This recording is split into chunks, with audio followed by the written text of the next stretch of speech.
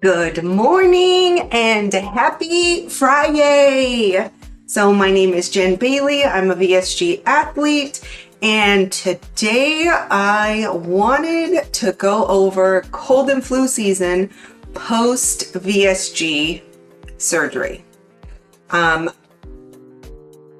I was like, oh gosh, what am I going to talk about on Friday? Like, we've got so much going on. And then it dawned on me like, okay, let's talk about some real life stuff and things. I mean, obviously all this stuff is always real life, but for us, this is something that's kind of hitting right now.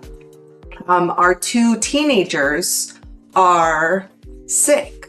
Like, we've done the COVID test. They don't have COVID. They just have colds. Like, what I thought it started out was the flu last week. So they've been in it for a full week now. Like, they had some fevers, they had coughing, they had a little bit of vomit, but nothing, it wasn't like crazy or dramatic. And I was like, oh, okay, like these kids, they can take regular medicine. I've been doing great, like doing my best. I love them. I love them from afar, like set them up for what they need. But I'm like, hey, if I get sick, I can't like there's not a lot of go-to things or things that I used to be able to take pre-surgery that I can take now. So I'm like, hey, let's go over things that we can have post-surgery. I've done my research online. I get my info from National Institute of Health, so NIH, CDC, and some like bariatric online places. But again, like, I am not a doctor. This is just information I came across online. So I just wanted to share that with you. Let's get into it. So first, what months are considered the cold season? As you know, it's like peaks of it. And yeah, so according to NIH, cold viruses generally surge in September and dwindle around May. So we got a good chunk of it. I know some of us, like, we'll get those summer colds, which is never fun because it's too hot and you just feel like bleh. You can't, yeah. I mean, being sick isn't fantastic either way, but yeah, September through May, kind of a big stretch. Flu season. So what months are considered flu season? Well, according to CDC, most of the time flu activity peaks between September and February. So September is like the kickoff month for these things. It happens that, yeah, September, thanks September. We got a lot to look forward to. But the flu, you know, at least it's a little shorter, ending in February. So we're creeping into, they got it the end of October. Now we're in November, and yeah, hopefully this is the only time, because I know they're miserable and it's just, no one wants to be sick. So what products should post-weight loss surgery patients avoid? There are some things that are new tiny tummies, or let's say if you got the Roux-en-Y gastric bypass where they reroute things, or like that adjustable band. There's things that we can't have. Like, going forward, that's it. It's not really a negotiable. So let's knock that out of the way. So NSAID. That's, yeah. So that is aspirin, ibuprofen, or naproxen, also known as Motrin, Advil, or Aleve. I know for me, before surgery, Motrin, Advil, Aleve, like those were my go-tos. It's what helped. If like my knee wasn't feeling great when I'm running, like boom, a leave was happening. If I was getting a headache, then like Motrin or Advil were the ways to go for me.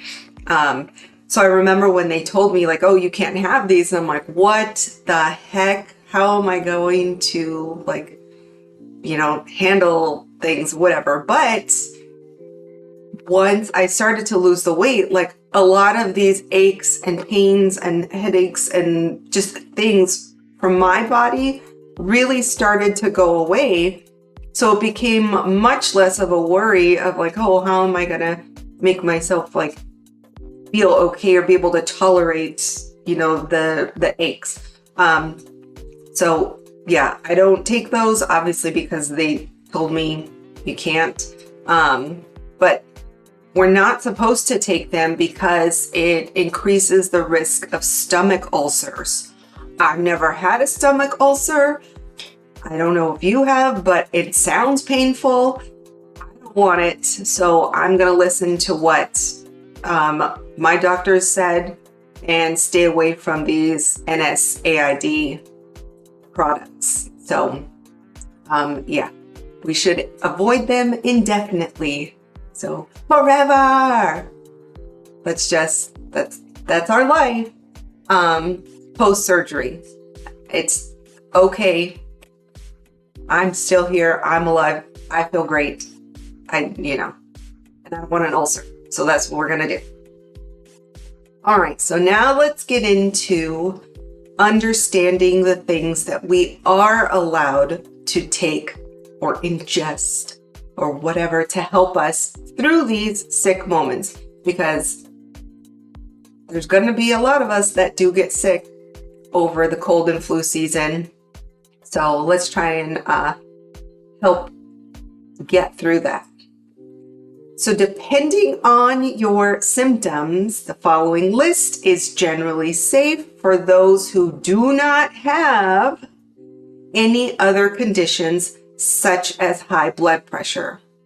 So apparently, like when you have high blood pressure, these things are just not going to work for you. You definitely got to speak to your doctor, talk to the pharmacist, let them know. Like obviously your doctor would know, but if you're at, you know, CVS or Walmart or whatever, looking for this over-the-counter thing, you can talk to a pharmacist and let them know, hey, I cannot have the NSAID products.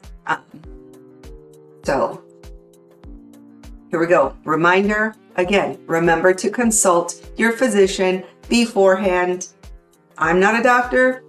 These are just info nuggets I found online and things that my specialists have told me. So yeah, there's the disclaimer. Nasal congestion.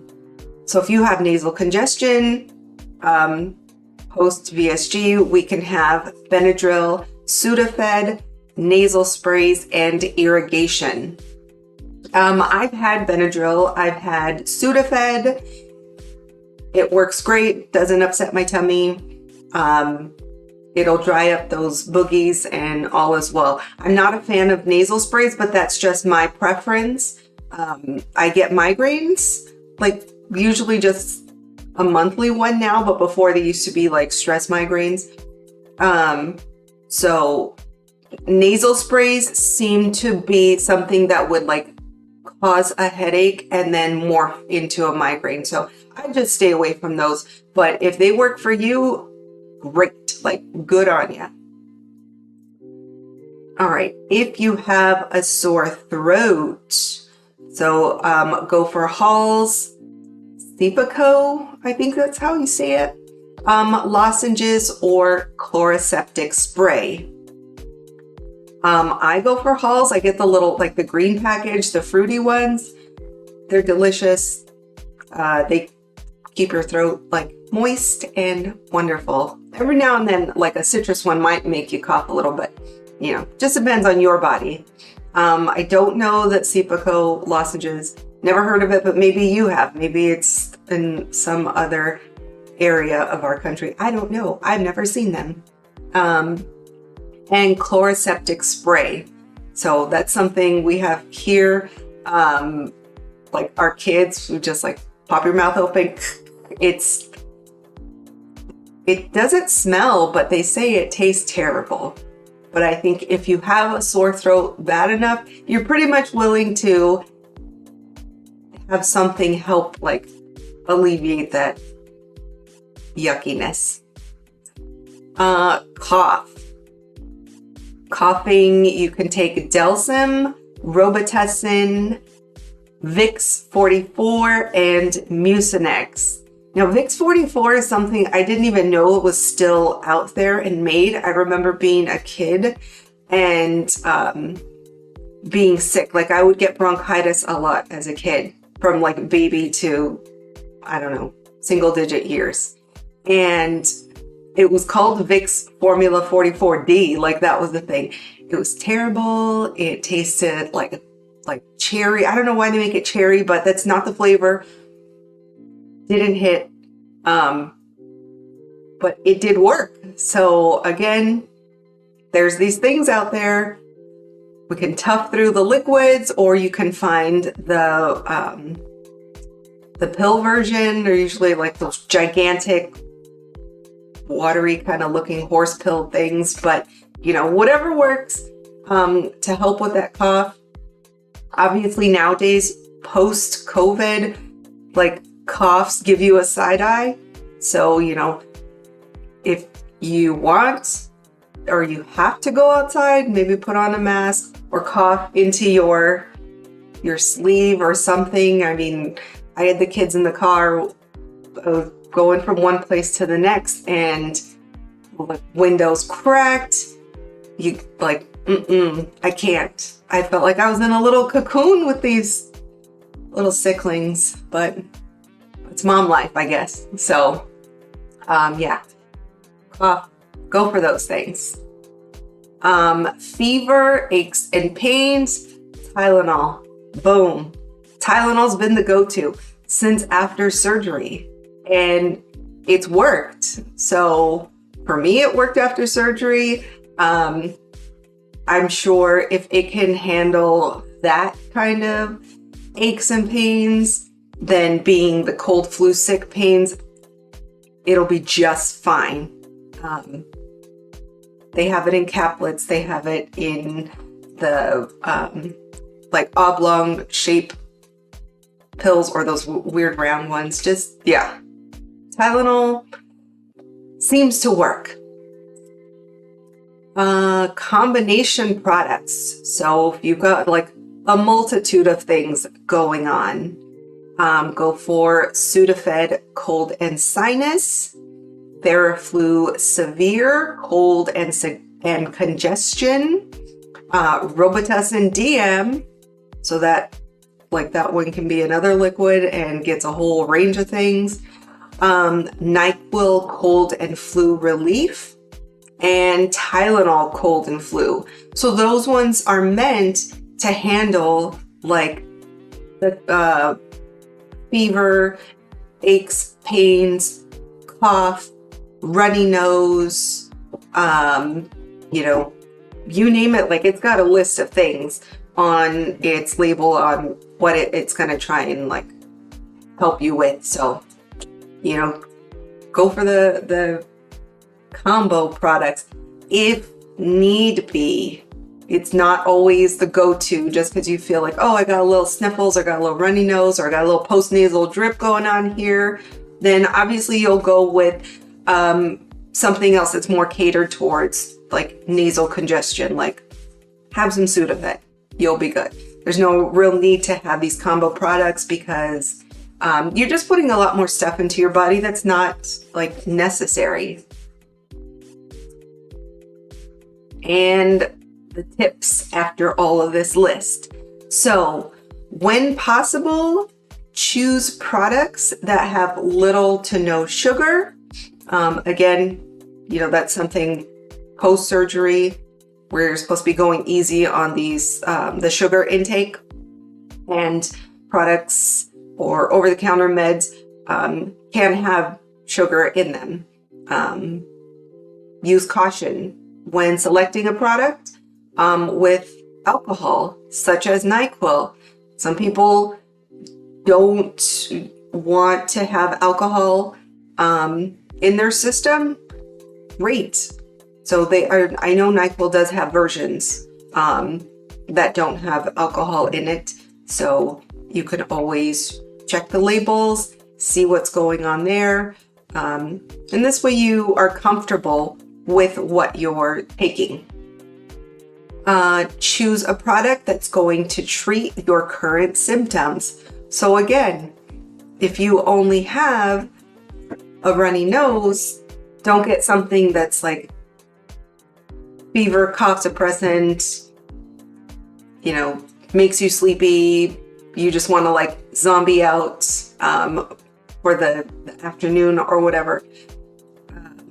Number one, like it's just not necessary. Number two, you're paying for more than what you actually need. Yeah, my nose is runny, but I think it's just because it's cold, because I don't feel sick. Fingers crossed. So yeah, like that's what I will do if I get sick. But fingers crossed it's not happening, you know, knock on the wood, all of that good stuff. But yeah, like just treat for what you currently have. Don't spend the extra. We broke. We don't, yeah. So it's not necessary. You know, obviously we have our vitamins we take daily. So that should be helpful. And, you know, washing our hands all the time. I always keep lotion with me and sanitizer because I want clean hands. So yeah, that is cold and flu season post-VSG, what things that are generally accepted for us, and what we shouldn't be taking to avoid those stomach ulcers. I can't even imagine the pain on that one. And yeah, so I hope you're having a great morning. Today is our anniversary. So I did get married November 3rd, 2017. I have made my coffee for the morning and I'm gonna have a sip because it's warm and delicious, hopefully not too hot, and I won't burn my lips on camera. Okay, a little bit warm, but nothing great. I love when you feel that first morning sip, the warmness on your esophagus, oh my gosh. So yeah, but we're gonna keep it easy and just hang out. We've got another full weekend. I'm gonna do our 9-mile training run tomorrow, go meet up with LA Roadrunners in Santa Monica. So I'm very much looking forward to that.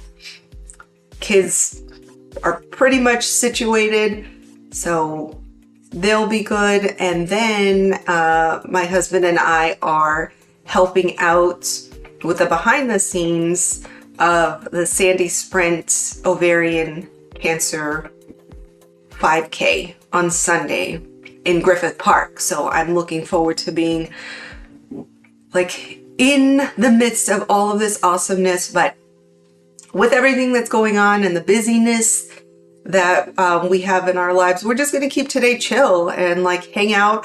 I want to stay warm and snuggly, probably like watch a movie, maybe have a little popcorn, and yeah, like got my snuggly socks, got my beanie on. We'll run some errands today, but just really enjoy and spend that quality time. So I hope you guys have an amazing weekend. If you'd like, you can go and follow me on Instagram. I'm on there as Jen_Bailey17.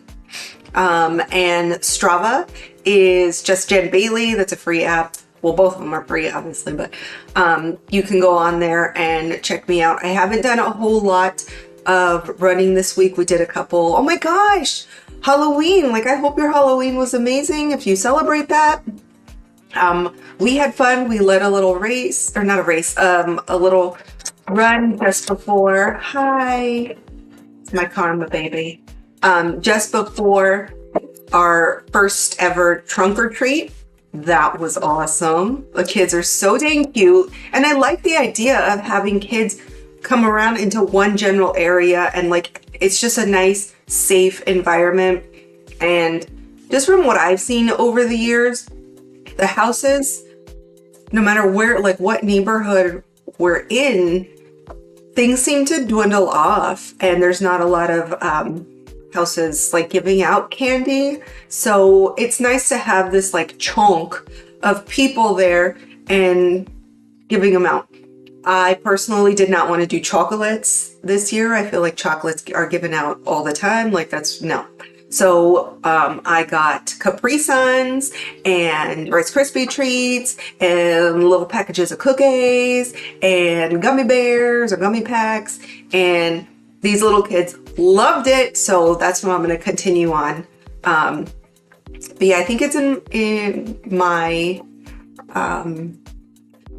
the saved story things. You can see what my costume was. I had a lot of fun. It was not as difficult as I thought it would be running with that. Them cheeks were bouncing, but yeah, everyone had a good time. The kids loved it. So all in all, a great holiday event. So again, if you want to check me out, that's probably like that and a couple other things during the week, but I haven't done a whole lot of running this week. I'm just here like making sure my babies are okay. And my babies are 15 and 16, but they'll always be my babies. So until next time, I hope your weekend is amazing. Spend time with the ones you love and enjoy the sunshine and all that awesomeness. So I will see you next Friday. And thank you so much for hanging out with me. I love you mucho. Sending light, love, and happiness. Bye.